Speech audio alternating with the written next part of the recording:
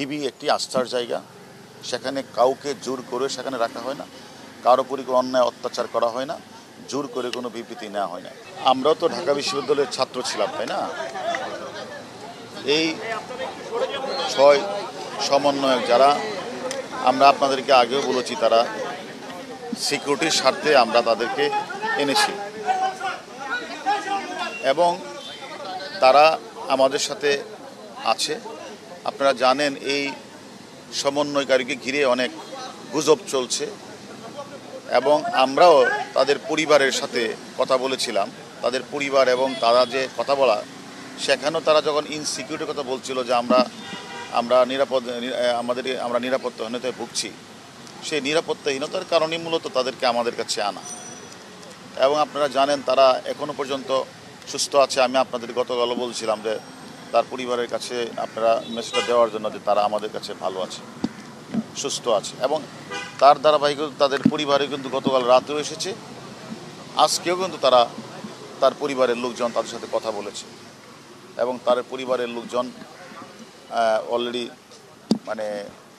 Already বলেছেনও যে তারা কী পর্যায়ে আছে, কীভাবে আছে।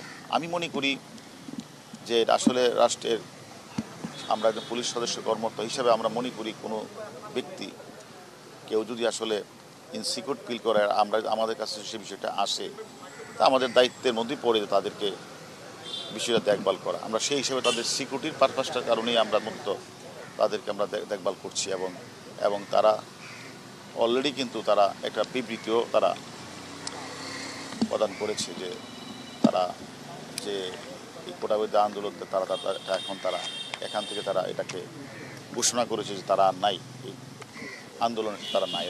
এখন যদি আপনারা মনে করেন যে এটাও একটা গুজব ছড়িয়েছে, আমরা দেখেছি গতকাল রাতে যে তারা স্বেচ্ছায় বিবৃতি দেয় নাই, এই ধরনের কথাও বলেছে। আমার কথা হলো যে আমরা মনে করি যে আমাদের ডিবির যে কার্যালয়, এটা একটা মানুষের একটা আস্থার জায়গা। এখানে কাউকে হেনস্থা করা বা কারো প্রতি অন্যায় আচরণ করা, সেটা ডিবি কখনোই করে না এবং আমি মনে করি ভবিষ্যতেও করবে না। এটা একটা আস্থার জায়গা। মানুষ যখন কোনো বিপদে পড়ে আমাদের কাছে আসে, কেউ যেন সিকিউরিটিহীনতায় ভুগে আমাদের কাছে আসে বা আমরা নিয়ে আসি, আমরা তাদের সিকিউরিটি দেওয়ার জন্য মূলত কাজটা করি। ভাই একটু বলবেন যে পরিবার ভেতরে আছে, পরিবারের হেফাজতে আসলে তাদের দিয়ে দিবেন নাকি ওরা এখানে থাকবে? আর সেকেন্ড হচ্ছে, কালকে পরিবার এসেছিল দেখা করতে দেননি, তাহলে যদি আপনাদের হেফাজতে থাকে, এটা আপনি ঠিক বলেন নাই। গতকাল রাতেও পরিবারের লোকজন এসেছে, দেখা করেছে। আজকেও তারা পরিবারের লোকজন দেখা করেছে এবং আমাদের কাছে সন্তুষ্টি প্রকাশ করেছে এবং তারা যে ভালো হয়েছে সেই জন্য তারা আমাদেরকে ধন্যবাদ দিয়েছেন। আমরা মনে করি, যেহেতু আপনারা জানেন এই কোঠা বিরোধী আন্দোলনটা এই কোমলমতি শিক্ষার্থীরা করেছিল, তাদের ভিতরে ঢুকে একটি গোষ্ঠী জামাত বিএনপি চক্র, তারা ঘোলা পানিতে মাছ শিকার করার জন্য তারা বিভিন্ন ধরনের ধ্বংসাত্মমূলক কাজটি করেছে, আপনারা জানেন। তারা আমাদের পুলিশ সদস্যকে জ্বলিয়ে হত্যা করেছে, তারা সাধারণ মানুষকেও তারা হত্যা করেছে, তারা বিভিন্ন রাষ্ট্রীয় স্থাপনাগুলিতে আগুন লাগিয়েছে।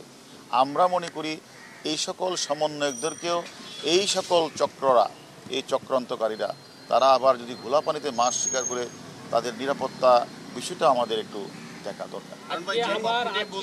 ঢাকার বিভিন্ন স্থানে তারা সমবেত হওয়ার চেষ্টা করছে এবং এই পক্ষটি বলছে যে জোর করে তাদেরকে দিয়ে বিবৃতি দেওয়া হয়েছে। তাহলে তাদের উদ্দেশ্যে কি বলবেন যারা এটি বলছে? এটা আসলে এই যে যারা গুজবটি ছড়িয়েছেন, তাদের উদ্দেশ্যে আমি বিনীত অনুরোধ করব যে গুজব ছড়াবেন না।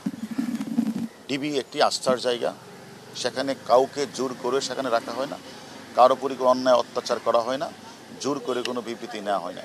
আমি মনে করি তারা রিয়েলাইজ করেছে যে তারা আমাদের কাছে লিখিতভাবে বলেছে যে সরকার তাদের যে দাবি পুরাটাই সরকার মেনে নিয়েছে এবং সেই কারণেই তারা তাদের যে আন্দোলন তারা প্রত্যাহার করে নিয়েছে। আমাদের একটু সহযোগিতা করবেন। সেটা হচ্ছে যে আপনারা 2700-র বেশি আসামি বিএনপিতে, এগুলো নিয়ে মানুষের খুব বেশি কনসার্ন না, কিন্তু এই 6 জনকে নিয়ে অনেক বেশি কনসার্ন। সো কতদিন আর হেফাজতে রাখবেন সেই বিষয়টা ওইটা আমরা তাদের সাথে কথা বলছি, তার পরিবারের সাথেও কথা বলছি।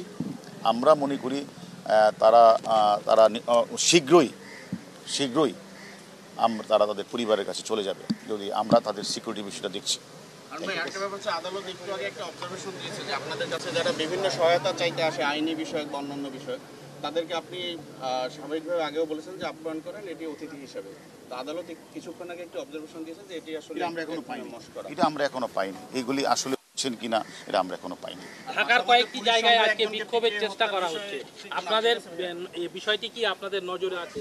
পান্থপথে এবং গ্রিন রোডে আজকে বিক্ষোভের চেষ্টা করা হচ্ছে, আপনাদের বিষয়টি নজরে আছে কিনা? না, আমরা প্রত্যেকটা মানুষে তার নিয়মতান্ত্রিক আন্দোলন করার অধিকার আছে। এখন নিয়মতান্ত্রিক আন্দোলন করতে গিয়ে যদি আবার তারা মানে কোনো স্থাপনায় তারা হাত দেয়, তারা যদি গাড়িতে হামলা করে, পূর্বের মতো তারা এই আচরণটা করে, তা আমরা তো তাদেরকে আসলে এই বিষয়ে আমরা মনে করি এটা তো নিয়মতান্ত্রিক আন্দোলন না, তাহলে তারা ধ্বংসাত্মকমূলক, যারা ধ্বংসাত্মকমূলক কাজটা করবে তাদের তো বাংলাদেশ পুলিশ তো তাদেরকে ছাড় দেবে না, আইনের আওতায় নিয়ে আসবে। বাসাবতে পুলিশ সন্দেহে যাকে পিটিয়ে হত্যা করেছে সেটার বিষয়ে আপনাদের তদন্ত চলছে।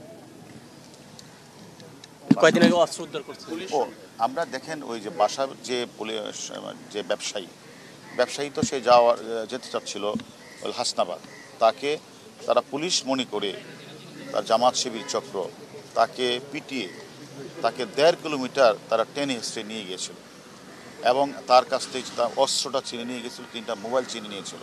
আমরা সে অস্ত্রটা উদ্ধার করেছি, মোবাইল, এবং এই ঘটনার সাথে যারা জড়িত তাদের 5 জনকে আমরা গ্রেপ্তার করেছি এবং আদালতে তারা অলরেডি 164 করেছে। আমরা মনে করি তারা 164 তারা স্বীকার করেছেন এবং টেনে হিস্ট্রে প্রথম লাশটা পাওয়া না গেল, আমরা এখন লাশের সন্ধানটি পেয়েছি, সেটা সৌরদ্দি হাসপাতালে পাওয়া গেছে। আমি মনে করি সেটা তার অবশ্যই পরিবারের কাছে নিয়ে যাবে। কিন্তু এই যে জঘন্যতম যে হত্যাকাণ্ডটি যারা ঘটিয়েছে তারা আদালতে কিন্তু 164, তারা সকলেই জামাত এবং বিএনপির সদস্য। ধন্যবাদ। ঠিক আছে।